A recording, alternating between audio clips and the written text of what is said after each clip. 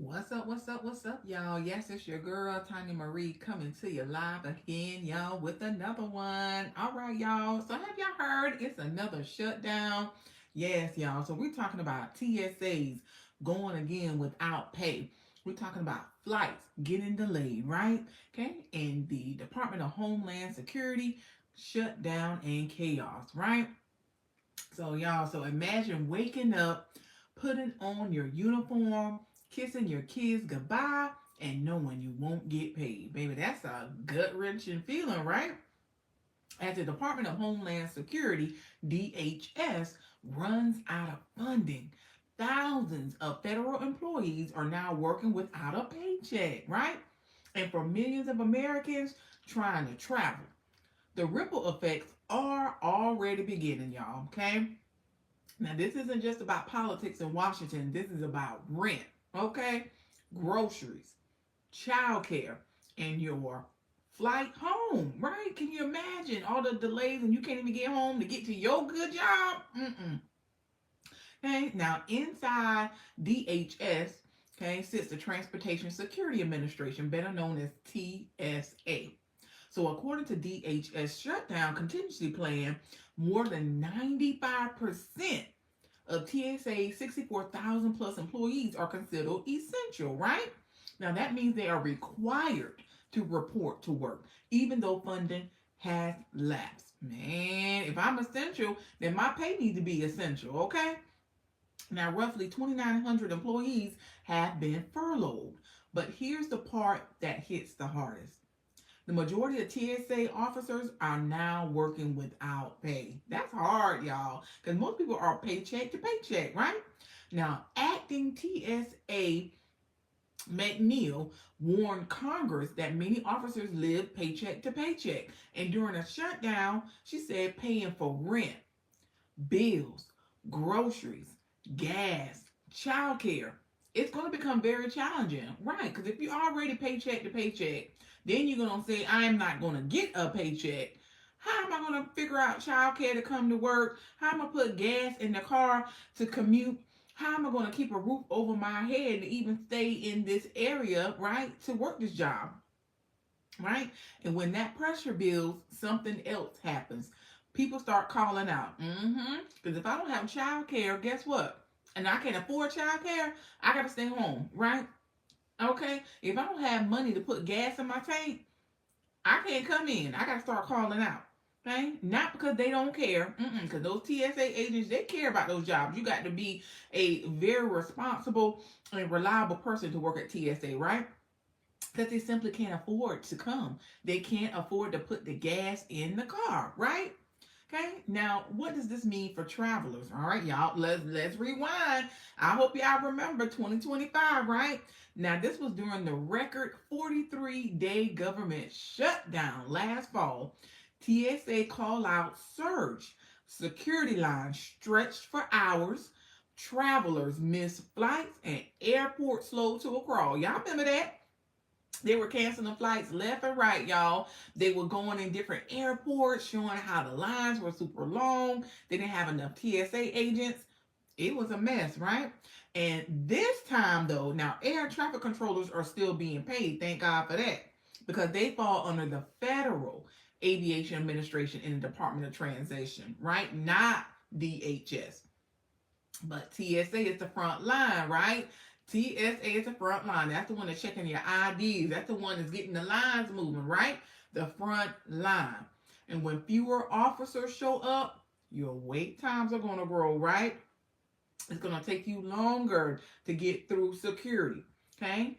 Longer wait times means missed flights, right? Who all has conferences they have to get to, business meetings they got to go to, taking family trips, but you got to be to work back on Monday, right? If those flights get delayed, honey, it's going to be a fiasco for your job, okay? So missed flight, delays, cancellations, it's going to be a domino effect across the entire aviation system. So over the weekend, y'all, this is what happened. So on Saturday, more than 5,100 flights got delayed, right? So that's nearly 460 that were canceled.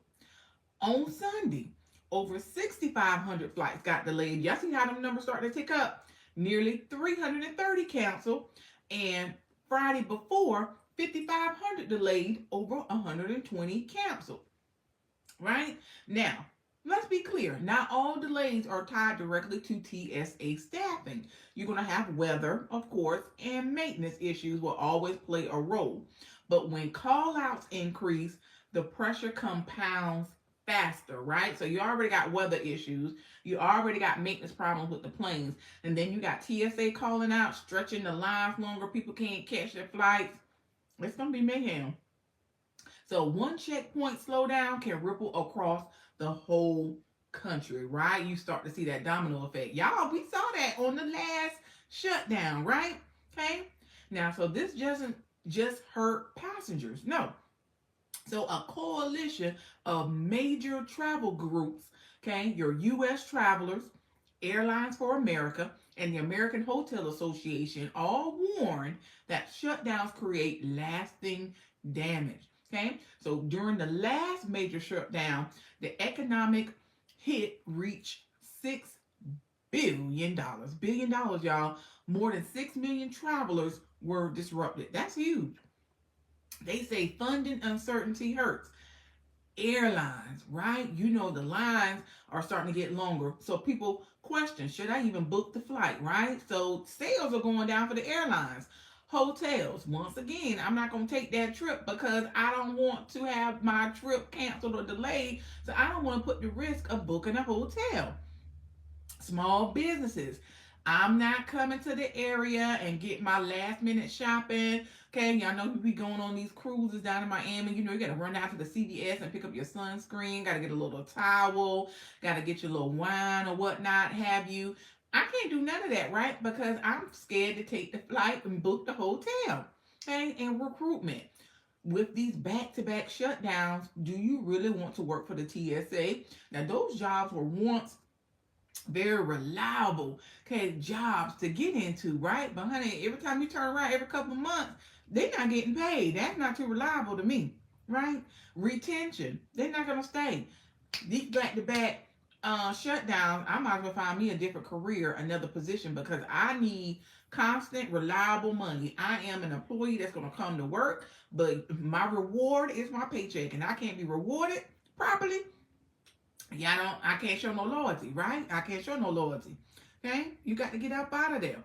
It just doesn't freeze paychecks, it freezes progress, right? Progress is slowed down. You're at a standstill, right? There's another number that should raise eyebrows. In just October and November, roughly 1,110 TSA officers left the agency. I don't blame them, y'all, because people got families, okay, wives and children to raise and take care of, right? More than 25% higher the same time period the year before, right? Now, that was before this funding lapse deepened. Shutdowns don't just create short-term chaos. They weaken morale. Y'all know when you're not getting paid and everybody trying to figure out how to put food on the table and how they're going to come to work. Here you start feeling down. You feel like the job don't have your back, right? So they was like, oh, I need y'all to do overtime and give it all you got. You ain't giving me all you got. Y'all got me out here working for free. Morale will go down, right? Increased turnover. People will be like, I can't keep doing that. If I'm working for job stability. This ain't stable. Back-to-back shutdowns, families can't survive off of that, right? They make hiring harder. You know, you have your job fairs, right? HR, the recruiters are trying to get people like, yeah, come to TSA. And then you're like, didn't you have back-to-back shutdowns? And didn't they say TSA agents don't get paid? And it seems like every year we have a shutdowns. Like, I don't know about that one, right?